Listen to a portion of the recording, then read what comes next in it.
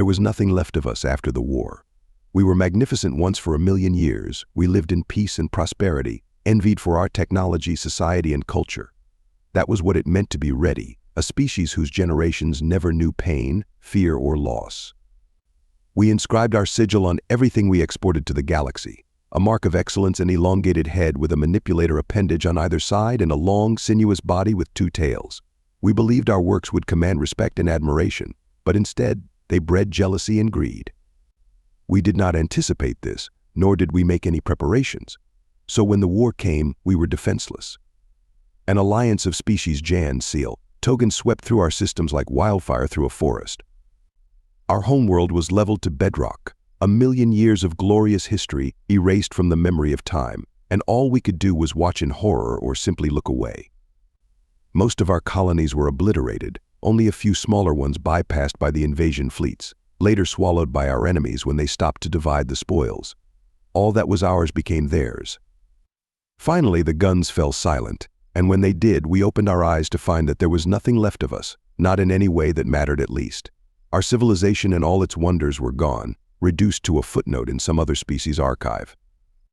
There were a handful of ready survivors who took the last remaining ships and fled, but we were a ragtag flotilla, itinerant traders eking out a living by selling the last pieces of our lives to whoever would buy them, with the sigil carefully expunged, of course. We were nobody now, which was fitting, because we were friends with nobody too. All the species we'd enjoyed good relations with, even those we'd considered friends for eons, refused to take us in, fearing our enemies would punish them for it. We were not the only species that had grown decadent and complacent, so we were forced to become nomadic, drifting from star to star, taking a moment's respite wherever we could before being forced to move on again. In this way, we meandered ever further across the galaxy until we came to a shining blue jewel of a world on the fringes of a distant spiral arm. The natives had 1,000 names for it, but after arguing among themselves for a while, they settled on one we should use: Earth. To our surprise, they welcomed us. We had precious little to give them, just leftover scraps and memories of better times, but they let us stay nonetheless, for motives we couldn't fathom. We thought that finally we had come far enough that our enemies would leave us alone and that we might have found a new place to call home. The natives of Earth, those awkward, ungainly humans, were a primitive species. They had barely set foot outside their own solar system, and there were still large numbers of them living more or less as they had before they even left their own planet. Before our downfall, we would have pitied them, but we were in no position to pity anyone now except ourselves. Compared to our rapidly decaying ships, Earth was an oasis of civilization. However, that didn't mean there couldn't be improvements. The humans took the paltry gifts we offered and, in return, gave us part of their oceans and a few islands sufficient to our needs. There were few enough of us left, and they are a land-dwelling species anyway. It seemed they didn't expect anything from us and intended just to leave us to our own devices. But we intended to repay our hosts, and if we didn't have the material possessions to do so anymore, then we at least had knowledge. Humans and Ready prospered together. They were eager to learn, and we were eager to teach. They lacked the countless millennia of experience we had to draw on, but they had ingenuity and determination. After a few decades, humans were, if not as advanced as most species, then at least not completely backward anymore. It was a startlingly rapid transformation, the humans surprising us over and over again, as they took technical concepts far above them and reshaped them into things they could actually use. It wasn't long before we started running out of things to teach them. Then, the good times came to an end once again. They couldn't let us rest, even so far away, even so far reduced. All we wanted was to live in peace, but they feared that we would rebuild and return for what had once been ours. An embassy arrived from our old enemies, the Jan. The message they conveyed was simple: hand over the Ready you have unwisely sheltered, or be annihilated with them. In our heart of hearts, we had always known this day might come, and we had kept our ships spaceworthy just in case. With sorrow, we made ready to depart. Then the humans surprised us one more time. They said no. I have heard that the Jan ambassador asked 3 times if there had been some kind of translation error.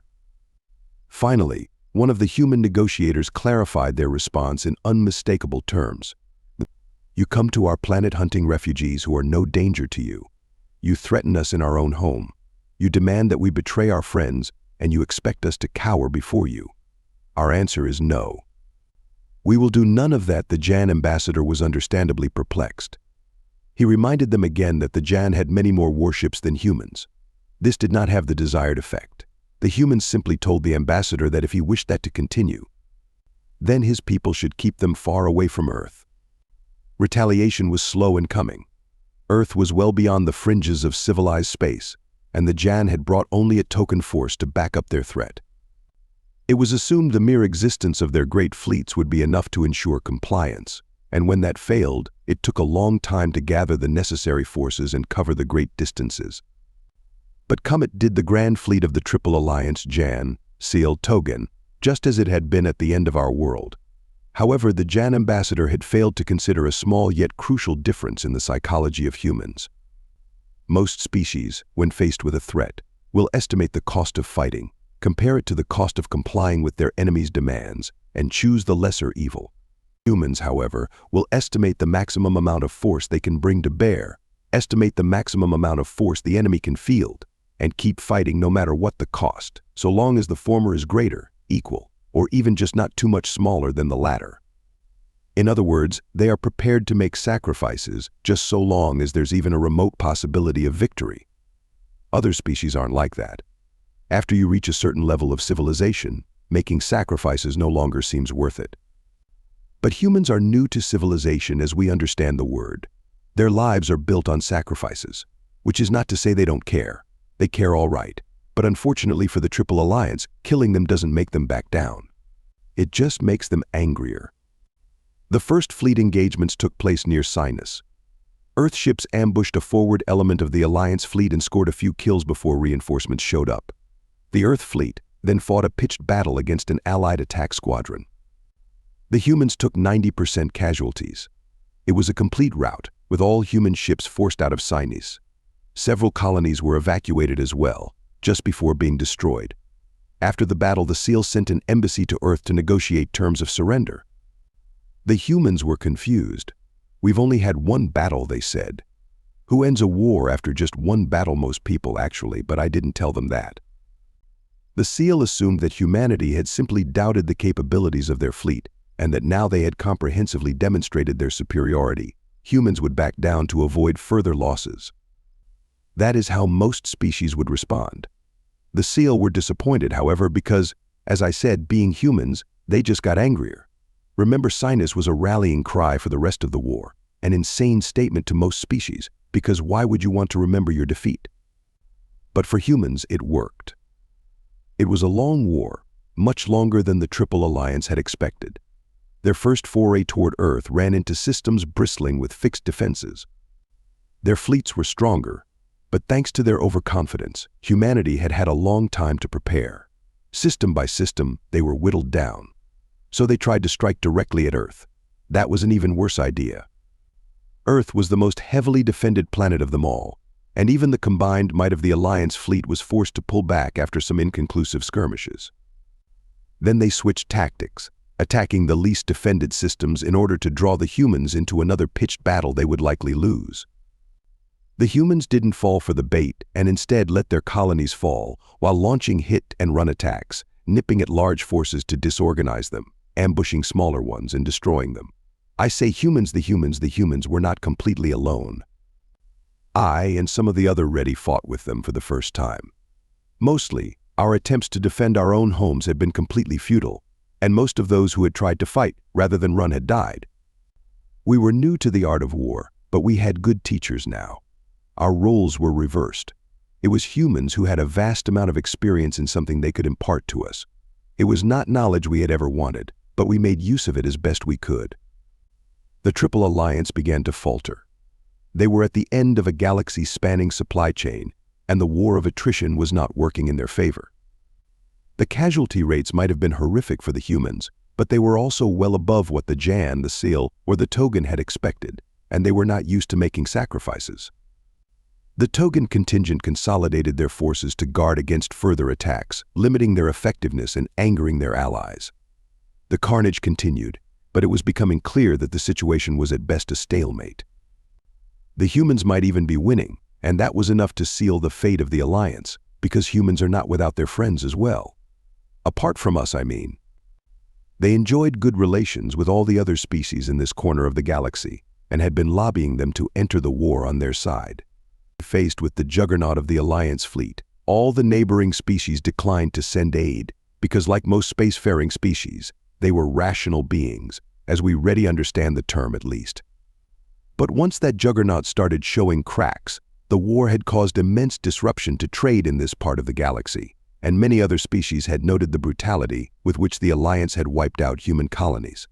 Humanity's neighbors assessed the situation rationally and judged that it would be to their benefit if the Alliance was encouraged emphatically to return to their side of the galaxy and stay there. When the odds were right, the probing attacks on Alliance detachments began. Then an Alliance logistics squadron was cornered and defeated in a battle that cost the attackers almost nothing and the defenders almost everything. As soon as that happened, the Tathan fleet withdrew entirely, then the Seal, or what was left of them, and finally the remnants of the Jan. Their whole war effort collapsed so quickly it was almost an anticlimax, and the humans barely had time to hunt down a rear guard squadron and have the final showdown they'd been waiting for. The apocalyptic battle shattered the enemy forces for good. Just as we had decades before, the battered ships of the Triple Alliance limped across the far reaches of the galaxy, trying to get to safety. They made it home, however. Their homes were surrounded by species they had threatened and bullied when their mighty fleet was unchallengeable. The humans had warned them, if you want to keep your ships, don't bring them anywhere near Earth. They really should have listened. Victory was bittersweet, with so many dead, but having never experienced it before, I could see why humans enjoyed the taste. It was certainly better than defeat.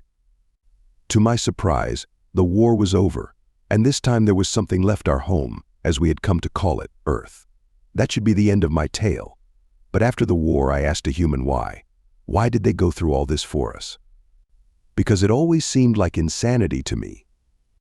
He told me, first of all, because you're our guests and our friends, and we owed you better than to just hand you over, but also because you don't deal with bullies by giving them what they want.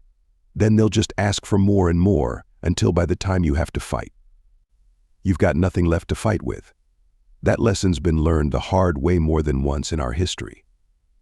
I sat there listening, and my mind spun as I realized I was only just now starting to understand the young species that I had comfortably looked down on since they first gave us sanctuary.